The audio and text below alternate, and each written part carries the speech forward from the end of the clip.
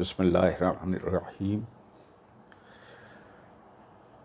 بانی انقلاب اسلامی حضرت آیت اللہ امام خمینی رحمۃ اللہ کی 4 جون کو برسی منائی جا رہی ہے، جو تقریباً تمام دنیا میں ان کے چاہنے والے اس برسی کو منائیں گے۔ یہ برسی صرف اس لیے نہیں ہے کہ حضرت امام کو یاد کیا جائے، بلکہ ان تمام باتوں کا تجزیہ کیا جائے جس کے تحت حضرت امام خمینی نے ایران کے اندر اسلامی انقلاب برپا کیا۔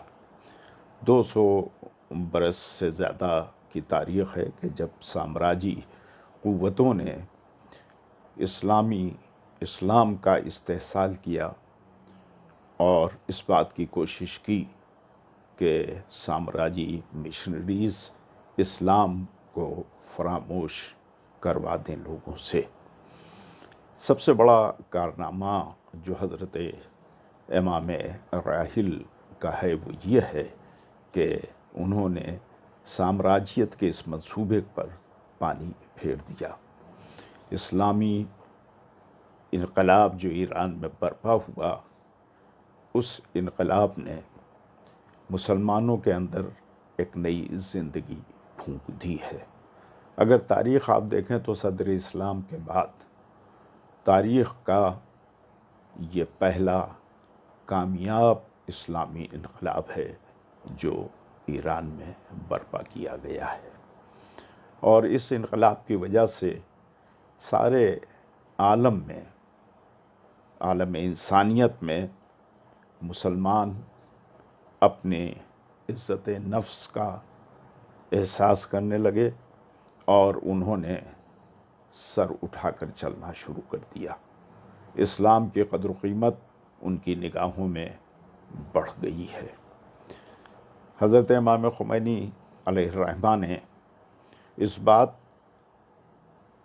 کو دنیا کے سامنے ثابت کر دیا کہ سامراجی قوتوں کے سہارے زندہ ہی نہیں رہا جا سکتا ہے، بلکہ ان سے الگ ہو کر ایک اسلامی بلاک اگر بنا لیا جائے تو ان سے بہتر زندگی اور وسائل ہم حاصل کر سکتے ہیں۔ یہ اعتماد امام خمینی علیہ الرحمہ نے سب سے پہلے کچلے ہوئے، مستضعفین، دبائے گئے ایرانی افراد کے اندر پیدا کیا ہے۔ اگر آپ کے سامنے ایران کی تاریخ ہے تو آپ جانتے ہیں کہ شاہ نے اپنے ملک کے لوگوں کی جو حالت بنا رکھی تھی وہ ناگفتہ بے ہے۔ کچھ خاندانوں کو اس نے نوازا، بقیہ عوام کو اس نے نظر انداز کر دیا تھا۔ علم و ادب سے رشتہ رکھنے والے، اس کا ذوق رکھنے والے افراد اس منزل پر پہنچ گئے تھے کہ وہ سر عام نکل نہیں سکتے تھے، ان کی توہین، ان کی تضحیک کی جاتی تھی۔ حضرت امام خمینی علیہ الرحمہ نے یہ انقلاب پیدا کر کے لوگوں کو اس بات پر آمادہ کر دیا کہ تمہیں ان طاقتوں سے ڈرنے کی ضرورت نہیں ہے۔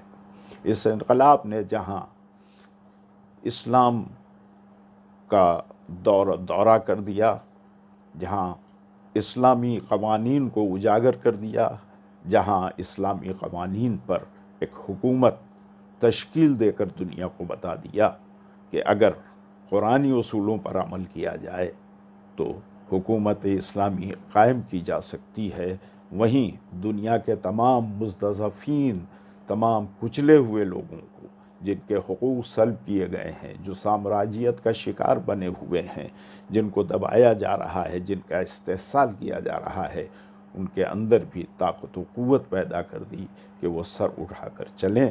اور آج آپ یہ دیکھیے کہ سامراجیت سمٹتی ہوئی نظر آ رہی ہے اور وہ دبے ہوئے، کچلے ہوئے افراد اپنی عزت و آبرو کے لیے تمام تر کوشش کر کے اپنے قدموں پر، اپنے پیروں پر کھڑا ہو رہے ہیں۔